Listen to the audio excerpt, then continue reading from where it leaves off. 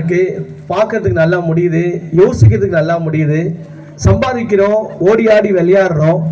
ஆனாலுமே பல நேரங்களில் நம்ம கடவுளை பார்த்து என்ன சொல்றோம் அப்படின்னு சொன்னா, எதுக்கு இந்த மாதிரி கஷ்டத்தை கொடுத்துருக்கீங்க, ஏன் இந்த வியாதி, ஏன் இந்த பலவீனம் எனக்கு இருக்கு, மற்றவங்க மாதிரி நான் இல்லையே அப்படின்னு சொல்லிட்டு பல நேரங்களில் கஷ்டப்படுறோம். கடவுளை தேர்றதுக்கு கஷ்டப்படுறோம், கிறிஸ்தவர்கள் சபைக்கு போறதுக்கு கஷ்டப்படுறோம். ஆனா இந்த உலகத்தினுடைய பார்வையில இவங்கெல்லாம் குறைகள், இவங்கெல்லாம் ஊனமானவர்கள், ஒன்றுக்கும் உதவ மாட்டாங்க அப்படின்னு நினைச்சவங்க கடவுளுக்காக எவ்வளவு பெரிய காரியங்களை செஞ்சிருக்கிறாங்க அப்படின்றத நீங்களே பார்க்க போறீங்க.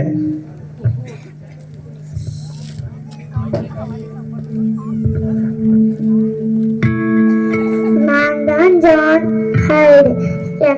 எனக்கு ஒட்டக காலுடையவன் என்றும் பெயர் இருக்கிறது.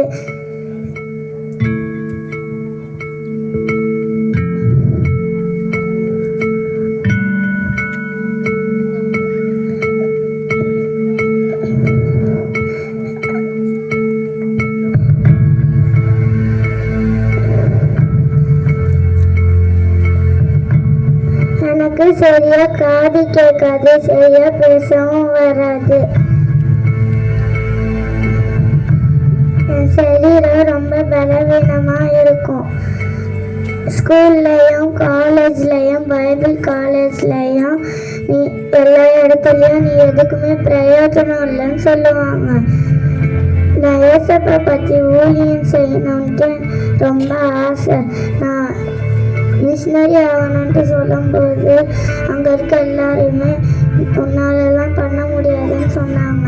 ஆனாலும் எனக்குள்ள இருக்கிற தேவன் பெரியவர். தேவனுடைய உதவினாலே இந்தியாவில் உள்ள பஞ்சாப் என்ற பகுதியில் ஊழியம் செய்து இரவும் பகலும் கண்ணீரோடு ஜெபித்து அநேக ஆத்துமாக்களை ரட்சிப்புக்குள்ளாக வழி நடத்தினேன். உங்களுக்கு ஒன்று தெரியுமா, எனக்கு காது சரி வாய்ப்பேச்சு நல்லா நான் ஜெபம் பண்ணல. எனக்கு நிறைய ஆத்துமாக்களை தாங்க, நான் நீங்கள் என்னை எடுத்துக்கோங்க சொன்னேன்.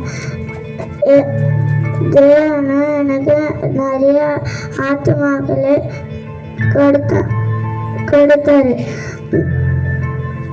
லட்சப்புக்குள்ளாக வழி நடத்த உதவி செய்தாரு. நீங்க ஏசப்பாக என்ன செய்றீங்க?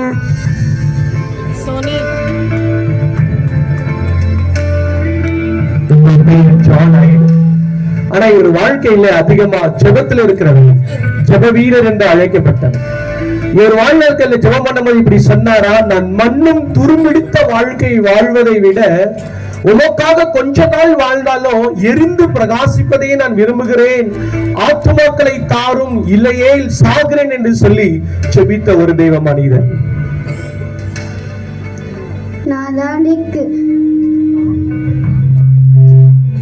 தாத்தா சாமுவேல் முஸ் தெரியுமா?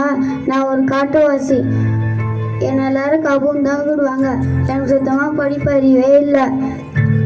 எனக்கு காட்டில் சத்துருக்குலாம் இருக்கவங்க என்னை பிடிச்சிட்டு போய் ரொம்ப அடிச்சு திருவாதம் பண்ணாங்க. என் சரீரம் ரொம்ப பலவீனமாக இருந்தது. என்னை ரொம்ப அடித்து கையெல்லாம் கட்டி போட்டாங்க. அதுக்கப்புறம் என் கட்டெல்லாம் வந்துட்டு நீங்கள் இருந்து போன ஒரு குரல் வந்தது. நான் காட்டை விட்டு ஓடி போயிட்டேன். நான் ஒரு கிறிஸ்டின் ஹாஸ்டலுக்கு போனேன். அங்கே எல்லோரும் ஏசுப்பை பற்றி பைபிள்லாம் படித்து ஊழியெல்லாம் செஞ்சாங்க.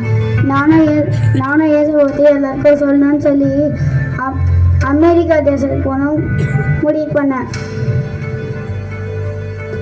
நான் ஒரு ஆப்பிரிக்கா நாட்டை சேர்ந்தவன். நான் கப்பலில் போகும்போது வெள்ளைக்காரங்க வந்து என்னை ரொம்ப அடித்தாங்க. அப்புறம் நான் பயந்து பின்வாங்காமல் போனேன். நான் அமெரிக்கா தேசத்தில் பைபிள்லாம் படித்து ஊழியெல்லாம் எல்லாருக்கும் பற்றி சொன்னேன். பைபிள் காலேஜ் நிறையா திறந்தேன்.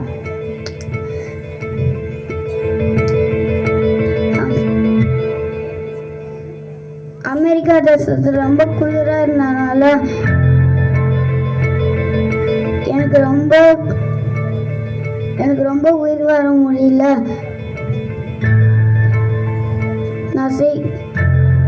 நான் சீக்கிரமாக மறித்து போயிட்டேன். நான் இயேசுவுக்காக இதெல்லாம் செஞ்சேன். நீங்கள் என்ன செய்ய போகிறீங்க? இவர் காவல் அழைக்கப்பட்டவர். கப்பல்ல போகும்பொழுது சண்டைகள், விபச்சாரங்கள், கேளிக்கைகள், இனவெறிகள் இருந்ததான கப்பல். ஆனா பல மாதங்கள் கப்பல்ல இருந்து இவர் இறங்கின போது கப்பல் ஒரு ஆராதனை கூடமாகவே மாறினது. இவரை பார்த்து கருப்பு தெய்வ மனிதன், கருப்பு ஏஞ்சல், கருப்பு தூதன் என்று சொல்லி இவரை பத்தி எல்லாருமே சொன்னாங்க. இவங்க எல்லாருமே ஊனம், மற்றவர்களால் ஒதுக்கப்பட்டவங்க. ஆனா இவங்க ஆண்டவருக்காக செய்த காரியங்கள்.